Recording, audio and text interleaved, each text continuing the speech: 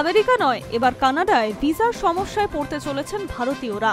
সম্প্রতি একটি রিপোর্ট প্রকাশ্যে এসেছে, তার মাধ্যমে জানা গিয়েছে সে দেশের অস্থায়ী বাসিন্দাদের অনেকেই ভিসা বাতিল করতে চলেছে কর্তৃপক্ষ। এর মধ্যে রয়েছেন ভারতীয়রাও। মার্কিন প্রশাসনের দেখানো রাস্তায় হেঁটে অবৈধ উপায়ে কানাডায় আসা ব্যক্তিদের চিহ্নিত করে তাদের ভিসা বাতিলের সিদ্ধান্ত নিয়েছে কানাডা প্রশাসন। এই প্রক্রিয়াতে বহু ভারতীয়র ভিসা বাতিল হতে পারে বলে মনে করছে রাজনৈতিক মহল। সাম্প্রতিক রিপোর্টে বলা হয়েছে, ভারতীয়দের পাশাপাশি কানাডা প্রবাসী বাংলাদেশিদের ওপরেও নজর রয়েছে প্রশাসনের। গত আগস্ট মাসে কানাডিয়ান পোস্ট সেকেন্ডারি প্রতিষ্ঠানে পড়াশোনার অনুমতির জন্য আবেদন করেছিলেন ভারতীয়রা। তার মধ্যে প্রায় ৭৪% আবেদন বাতিল হয়েছিল। প্রতি ৪টি আবেদনের মধ্যে 3টি বাতিল হয়েছে।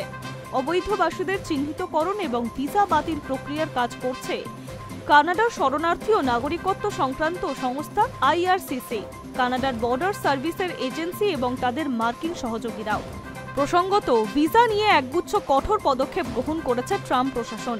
মার্কিন মুলুকে বিজ্ঞাপন দিয়ে জানানো হয়েছে H-1B ভিসা যথেচ্ছ অপব্যবহার করে দেশীয় কর্মীদের চাকরি কেড়ে নেওয়ার চেষ্টা করছে বিদেশি কর্মীরা। মার্কিন শ্রম দপ্তরের নতুন প্রচার ভিডিও সরাসরি ভারতের নাম তুলে বলা হয়েছিল, বিদেশিদের বিশেষত ভারতীয়দের নিয়ে আমেরিকার তরুণদের স্বপ্ন চুরমার করা হচ্ছে। সেই কারণেই ভিসার নীতি কঠোরতর করা হচ্ছে। Hi news network.